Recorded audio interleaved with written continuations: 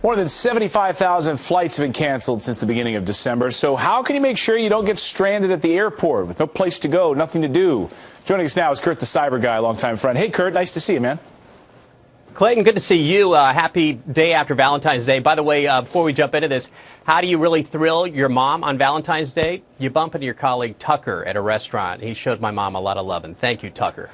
Hey, Clayton, you know all about these apps, I'm now on the West Coast, just hours ago on the East Coast, trying to dig my way out and get a flight back to California. It was no easy task. Already today, over 800 flights have been canceled.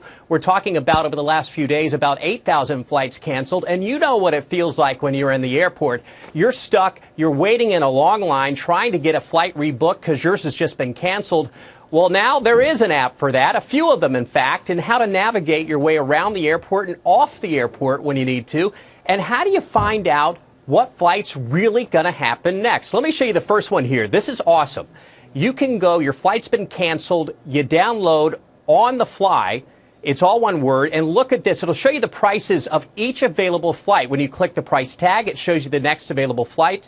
That one right there is Flight Track Pro, another app where you just click Find Alternate Flights, and bam, it'll show you exactly what flights around the one you originally had scheduled will be taking off. You snag that as quickly as possible, because when there are cancellations, when there are more people trying to fly than there are seats in the air, you gotta jump on it. You gotta jump on it fast. And an app is one way to get you there a lot faster than standing in line at the airport.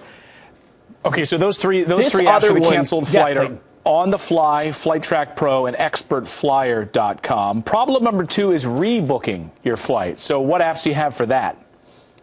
All right, you can be standing in that line a long time. Do you ever wonder why some people seem really chilled out and well taken care of? It's not just because they're an elite flyer with an airline. It's because they've been able to go on. If you've downloaded the latest app from an airline, many of them will allow you to rebook online on your app. Otherwise, you can simply go on and see what apps or see which flights are available to inform yourself, so that when you get to the airline counter, you'll actually know which flights are available at that very second, where the airline may not reveal as much to you as you already know. So you may be thinking, for example, that you wanted to get from New York to Los Angeles, but they're not considering the possibility of going through San Francisco, but you did, and you simply present that to the airline, and boom, you're on the next flight out, and everybody else is still sitting around.